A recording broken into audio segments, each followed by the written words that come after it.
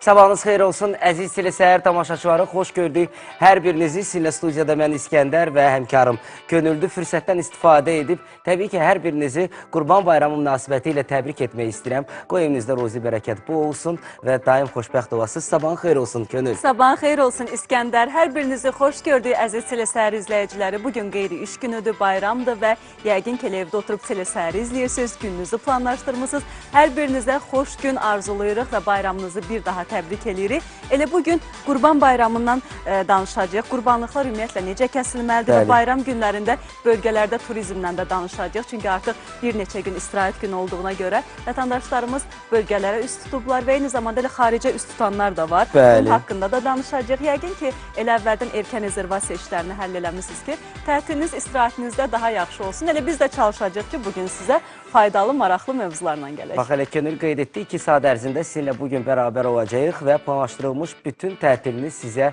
xoş bir, müsbət bir enerji versin. Dəvətnaməmiz də var. Onu deyəcəkdim ki, əgər tətilini planlaşdırmamışsınızsa, onda elə bugün biz sizə teatra 2 nəfərlik dəvətnamə təqdim edə bilərik. 050-245-37-17 bizim WhatsApp nömrəmizdir. Yaza bilərsiniz bizə və təbii ki, oyunumuzda iştirak edə bilərsiniz.